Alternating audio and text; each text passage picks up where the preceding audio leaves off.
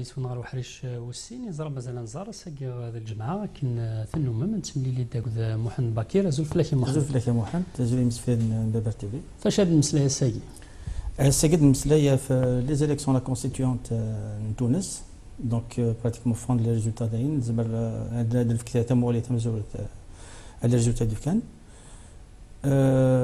donc la participation c'est une participation qui est moyenne malgré le battage médiatique qu'il y a sur les résultats. Il faut voir que un Tunisien sur deux n'a pas participé à l'élection de la constituante. Déjà, Ouagui, c'est un élément qui devrait faire interroger, il peut nous permettre de poser un certain nombre d'interrogations.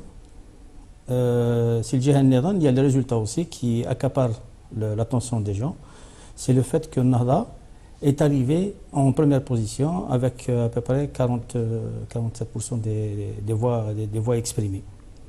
Donc, la participation modeste qu'il y a eu, elle peut faire interroger sur deux aspects. Les gens ne sont pas intéressés, mais c'est trop facile. Par contre, il y a des interrogations qu'il faudra regarder, mais elles auront des réponses par la suite certainement. C'est le poids du RCD dans l'équation tunisienne. Est-ce que le RCD, donc le parti de Ben Ali, est sorti de l'équation tunisienne? C'est pas évident. Surtout le jour même de l'élection, Ben Ali a tenu à faire savoir qu'il suivait l'élection de la constituante. Il l'a fait savoir dans les médias. Et quand on voit qu'un Tunisien sur deux n'a pas participé, on peut s'interroger du moins, est-ce qu'il n'y a pas une part de... Au départ, on choisit 80%, 70%. Oui, c'est les voix exprimées. C'est par rapport aux voix, les pourcentages sont calculés par rapport aux voix exprimées. Donc, il y a une petite infographie, c'est que le corps électoral est de 7,5 millions. Les voix exprimées sont de 4 millions et quelques. Donc déjà, il y a 3 700 000 qui n'ont pas voté. Il y a un certain nombre de bulletins qui sont invalidés, des suffrages qui ne sont pas exprimés. Et tous les taux dont on entend parler tout le temps, c'est des taux qui sont calculés par rapport aux suffrages exprimés. 4 millions et demi d'électeurs sur 7 millions et demi à peu près. Donc c'est pour ça que c'est étonnant de dire que la participation à la constituante, surtout que la constituante, c'est un vote d'étape dans une dynamique de transition. C'est un moment de transition.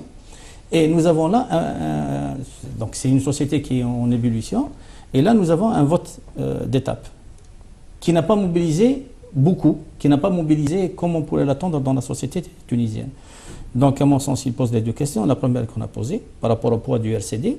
La deuxième, c'est le poids des salafistes, puisque les salafistes n'ont pas participé comme les gens du RCD, puisqu'ils n'ont pas été acceptés dans l'instance de transition, a refusé à ce que les gens du RCD, les gens qui ont assumé des responsabilités, etc., soient dans le processus électoral, et les salafistes aussi. Donc ça pose le poids de ces deux courants-là. Le reste des résultats, ils ont donné comme première force du paysage politique tunisien Nahda. Là, par rapport à Nahda, on entend des gens dire que c'est le résultat de la démocratie. On entend des gens dire c'est un parti islamiste qui a gagné une élection démocratique. Donc il y a lieu de s'interroger. Nahda c'est vrai que Nahda, elle vient du mouvement islamique tunisien. Mais aujourd'hui, la plateforme politique et de Soufran, il n'y a plus aucune référence à l'État islamique. Donc ils n'ont plus comme axe central l'instauration d'un État islamique en Tunisie. Ils se prononcent pour la souveraineté populaire, pour l'alternance au pouvoir, pour des élections transparentes, pour la liquidation de la dictature. Donc ils émettent un certain nombre de principes qui sont absolument acceptables dans le jeu démocratique. Ça veut dire au moins une chose, si Nahda n'est pas un parti démocratique, mais Nahda n'est plus un parti islamiste. Nahda a un passé islamiste, mais n'est plus un parti islamiste. Et ça devrait être un élément d'évaluation du processus de transition en Tunisie. Nous connaissons en Algérie, on a vécu une expérience où on avait un parti qui voulait instaurer un État islamique et qui avait préparé que ce soit, qui s'était préparé, que ce soit pour une victoire électorale, que ce soit pour une conquête par la force du pouvoir. C'est le fils. Donc, lorsque le fils a été intégré dans le processus électoral, le processus lui-même avait perdu de la légitimité. أما كنا تروح هاد الشركة دول بعض أكينين كنا أبو نشارك يجي كشاي صرديني الشركة دي ما يكتشف والإنسان العقل يزمنا يدويز c'est impossible. Donc quelqu'un qui dit moi je veux des élections démocratiques mais c'est pour tuer la démocratie par la suite. Ça c'est un cas de figure qui s'est présenté en Algérie et qui a été rejeté. C'est pas le même cas de figure en Tunisie. En Tunisie, Nahda se prononce pour un approfondissement du processus démocratique. Elle accepte la souveraineté du peuple. Et ça, c'est un élément nouveau chez une formation qui a un passé islamiste.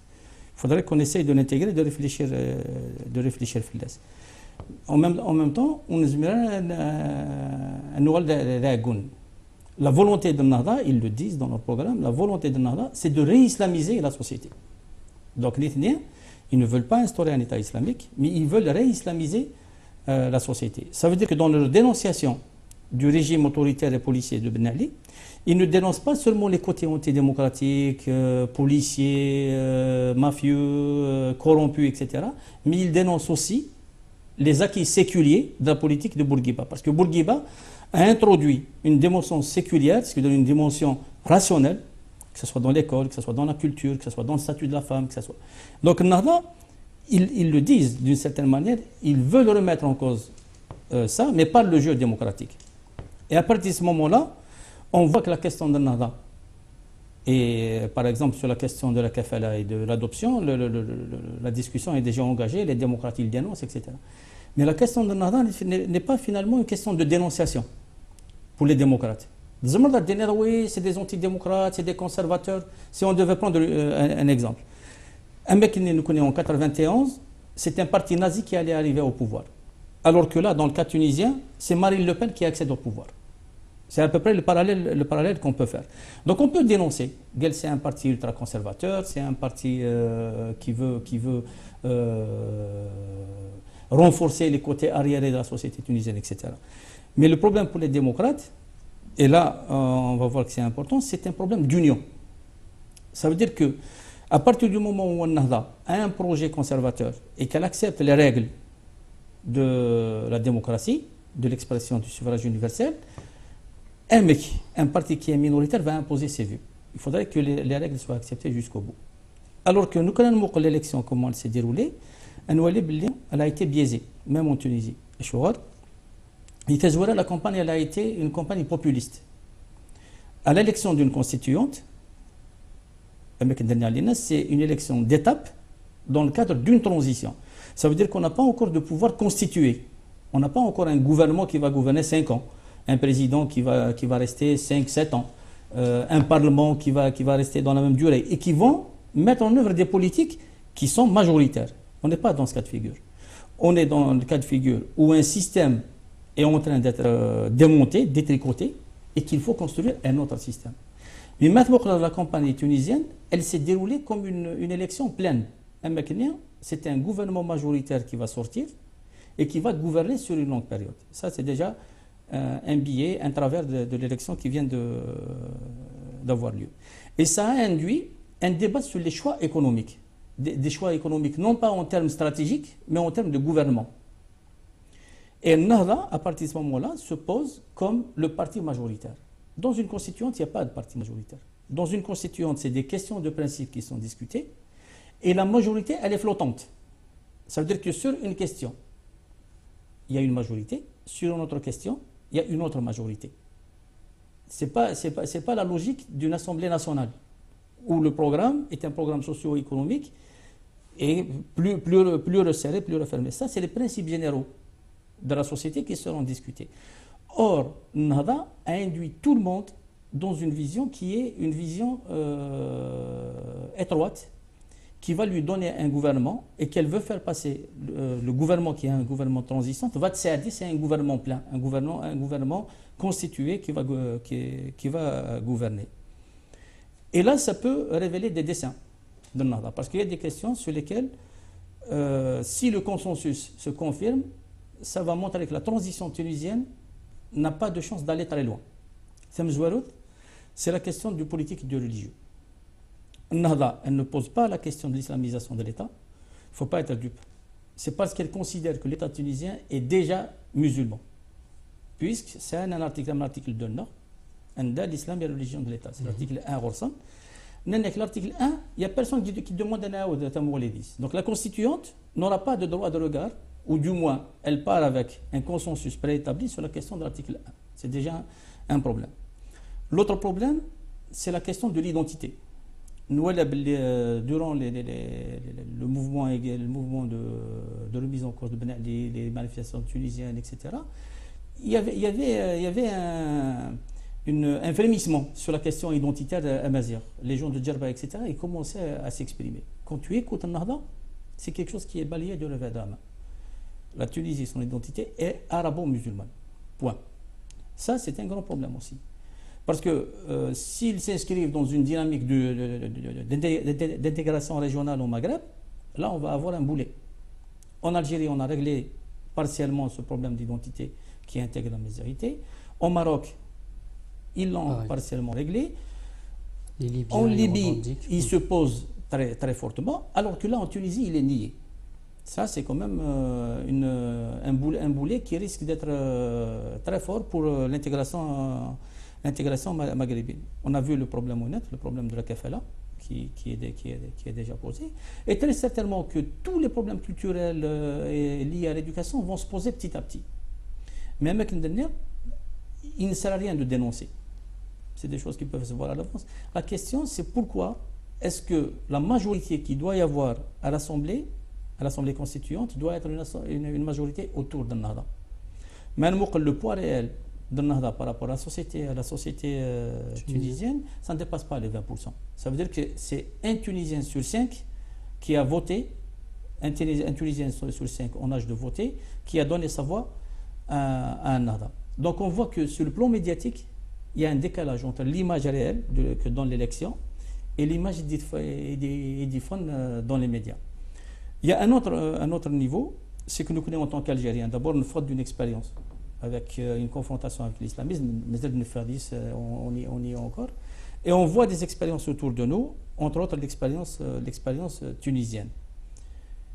Donc du point de vue algérien, il est important de souligner que, je sais pas, du point de vue d'un regard algérien qui est le mien, il est important de souligner le fait que Nahda a renoncé au projet d'État théocratique. Et c'est à ce titre qu'elle figure dans le processus électoral. Parce qu'on a entendu très rare qu'elle figure dans la presse dire le 26 décembre, on a arrêté le processus électoral et le 23 octobre, il a repris en Tunisie. Donc ça a été une parenthèse.